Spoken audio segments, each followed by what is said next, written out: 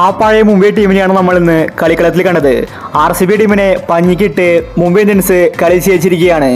ഇതുപോലെ ആവേശം നിറഞ്ഞ മത്സരം ആരാധകർക്ക് ഇനി കാണാൻ സാധിക്കില്ല. അതുപോലെയാണ് ഇന്ന് മുംബൈ കളിച്ചത്. RCB ശരിക്കും നാണം കെട്ടു. അപ്പോൾ ഇന്നത്തെ മുംബൈ RCB മാച്ചിനെ പറ്റിയാണ് നമ്മൾ ഈ ഒരു വീഡിയോയിൽ നോക്കുന്നത്. ഇതുപോലത്തെ IPL ന്യൂസിന് വേണ്ടി ഈ ചാനൽ മറക്കാതെ സബ്സ്ക്രൈബ് ചെയ്യൂ. RCB ഇനി ഇന്നത്തെ മാച്ച് 250 റൺസ് എടുത്താലും മുംബൈ ടീം അത് വെട്ടിക്കുമെന്നത് ഉറപ്പാണ്. അതുപോലത്തെ ബാറ്റിംഗ് ആണ് ഇന്ന് മുംബൈ പുറത്തെടുത്തത്. ഓപ്പണിംഗിൽ രോഹിത് ശർമ്മയും ഇഷാനും അടിച്ചു കളിച്ചു. പിന്നീട് ഇമ്പാക്ട് പ്ലെയർ ആയിട്ട് വന്ന സൂര്യകുമാർ അതിനേക്കാൾ മികച്ച പ്രകടനമാണ് പുറത്തെടുത്തത്. സിക്സറുകൾ പായിക്കുന്നത് കണ്ട് ആരാധകരുടെ കണ്ണു തള്ളി. അതുപോലെയാണ് സൂര്യ ഇന്ന് ബാറ്റ് ചെയ്തത്.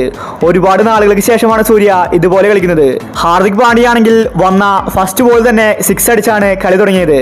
മുംബൈ ടീമിലെ എല്ലാവരും അടിച്ചു കളിച്ചു. എന്നാൽ ഇതേ സമയം തന്നെ RCB ടീമിലെ ദിനേശ് കാർത്തികിന്റെ കാര്യം എടുത്തു പറയേണ്ടതാണ്. താരമാണെന്ന് RCB ടീമിന് മികച്ചൊരു സ്കോർ സമ്മാനിച്ചത്. RCB ടീമിൽ ഇന്ന് കോഹ്ലി ഫോം ആയിട്ടുണ്ടായിരുന്നില്ല. RCB ഡൗൺ ആയ അവസ്ഥയായിരുന്നു. അവിടെ നിന്ന് രജിത് പരിഡാർ അടിച്ചു കളിച്ചു. പിന്നീട് ലാസ്റ്റ് ദിനേശ് കാർത്തികാണ് RCB ടീമിന് നല്ലൊരു സ്കോർ സമ്മാനിച്ചത്. 20 ഓവറിൽ 196 റൺസാണ് RCB ഇന്ന് അടിച്ചു കൂട്ടിയത്. ഇത് കണ്ടപ്പോൾ എല്ലാവരും RCB കളി ജയിക്കുമെന്ന് കരുതി. പക്ഷേ എതിർ ടീം മുംബൈ ആണെന്ന് അവർ മറന്നു. മുംബൈ ടീം പഴയതിനേക്കാൾ സ്ട്രോങ്ങിലാണ് ഇപ്പോൾ തിരിച്ചു വന്നിരിക്കുന്നത്. മുംബൈയുടെ പ്രതാപകാലത്ത് ഇങ്ങനെയാണ് മുംബൈ ടീം കളിക്കാറ്. അതുപോലെയാണ് ഇന്ന് RCBക്കെതിരെ മുംബൈ കളിച്ചിരിക്കുന്നത്.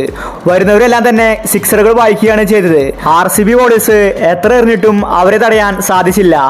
രോഹിത് ശർമ്മയും ഇഷാനുമാണ് മുംബൈ ടീമിന് ഇന്ന് മികച്ചൊരു ഓപ്പണിംഗ് കൂട്ടുകെട്ട് സമ്മാനിച്ചത്.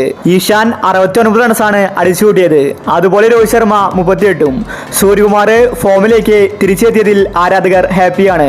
മുംബൈ ടീം അങ്ങനെ IPLലേക്ക് തിരിച്ചെത്തി. ചരിത്ര വിജയമാണ് മുംബൈ ഇപ്പോൾ സ്വന്തമാക്കിയിരിക്കുന്നത്. അപ്പോൾ ഇന്നത്തെ കളിയെ പറ്റി നിങ്ങളുടെ അഭിപ്രായങ്ങൾ താഴെ കമന്റ് ചെയ്യുക.